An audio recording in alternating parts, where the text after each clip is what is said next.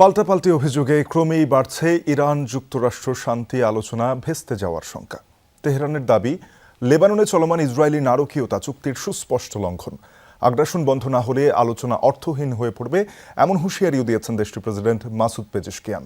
এদিকে মার্কিন president Donald ট্রাম্পের পাল্টা অভিযোগ, হরমুজ প্রণালী পুরোপুরি সচল না করে শর্ত লঙ্ঘন করছে তেহরান। এই পরিস্থিতিতে বিশ্লেষকরা বলছেন, নিজ স্বার্থেই স্থায়ীভাবে যুদ্ধ বন্ধে মরিয়া পাকিস্তান।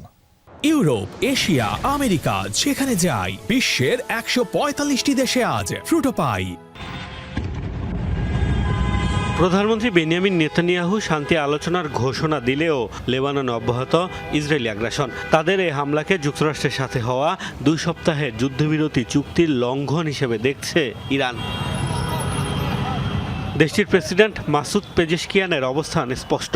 লেবাননে হামলা বন্ধ না হলে স্থায়ী যুদ্ধবিরতির আলোচনা হবে অর্থহীন। ইরানিদের আঙুল এখনো ট্রিগারেই দেন এই হুঁশিয়ারি। সামাজিক যোগাযোগ মাধ্যমে তার দেওয়া পোস্টের জেরে শুরুর আগেই আলোচনা ভেস্তে যাওয়ার শঙ্কা তৈরি হয়েছে। ইরানের বিরুদ্ধে পাল্টা অভিযোগ ডোনাল্ড ট্রাম্পের। হরমুজ প্রণালী পুরোপুরি উন্মুক্ত না করায় শর্ত লঙ্ঘনের অভিযোগে ঝেড়েছেন ক্ষোভ। তাছাড়া এই জলপথে টোল আদায় বন্ধ করারও হুমকি দেন তিনি।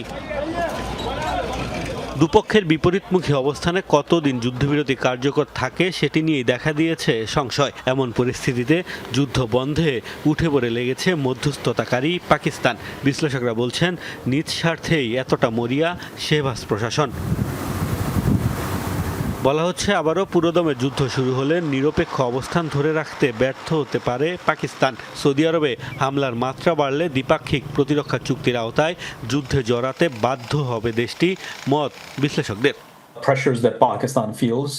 যদি যুদ্ধ চলতে থাকে এবং ইরান সৌদি আরবের উপর হামলার মাত্রা বাড়ায়, তবে পাকিস্তানের কৌশলগত পারস্পরিক প্রতিরক্ষা চুক্তিটি সক্রিয় হয়ে উঠবে। পাকিস্তান সেই পথে যেতে চায় না, সামরিকভাবে সংঘাতে জড়াতে চায় না তারা। চুক্তির ভবিষ্যৎ নিয়ে অনিশ্চয়তা দূর করতে লেবাননকে যুক্ত করার পাশাপাশি অবিলম্বে ইসরায়েলি হামলা বন্ধের দাবি জানিয়েছে বিভিন্ন দেশ।